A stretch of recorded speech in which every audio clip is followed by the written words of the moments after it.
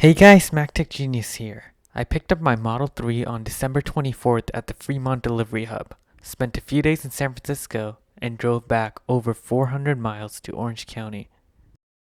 I surprisingly received my 3 earlier than expected. I reserved my car on March 31st, 2016 online prior to the reveal at 7:22 p.m. I then became a Model X owner in May 2016. Following the handover event in July 2017, I had an estimate delivery of first production between October to December 2017, but that later slipped to November to January. I even had a few tweet exchanges with Elon Musk asking when I would receive my 3.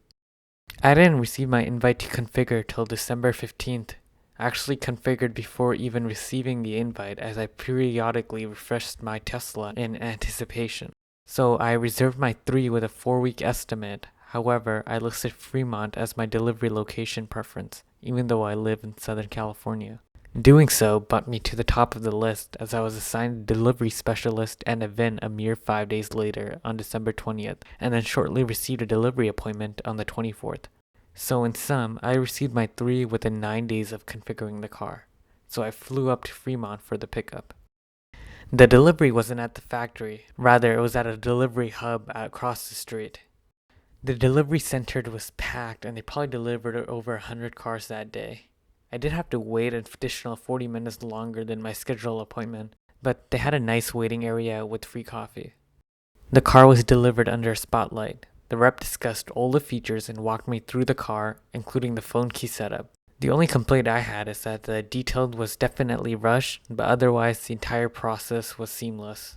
I then drove to San Francisco and utilized the destination charger at the hotel, and did a range charge of 100%, yielding a rated range of 313 miles. This allowed me to theoretically reach home with just 1 stop at the new Kettleman City Charger and Lounge, rather than 2 stops necessitated by my Model X at Gustine and Bakersfield. The 3 drives really well. It isn't as powerful as my X, but it's still pretty good. Traction control is perfect, the wheels never spin. The car is fun to drive, I can maneuver it pretty easily. My only complaint is the drive. It's pretty harsh, significantly more than my Model X. You basically feel every bump on the road. While I could have gone directly to Kettleman City, I stopped at Gustine for some dinner and topped off at the Supercharger. I arrived with 173 miles and started charging at 54 kilowatts, and that dropped to 19 kilowatts towards the end.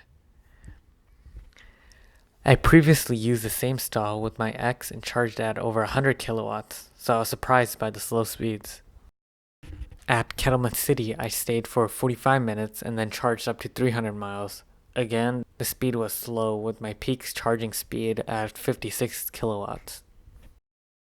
Even though it wasn't needed, I stopped at Tejon Ranch for 5 minutes to obtain supercharging speeds, and that was also 54 kilowatts.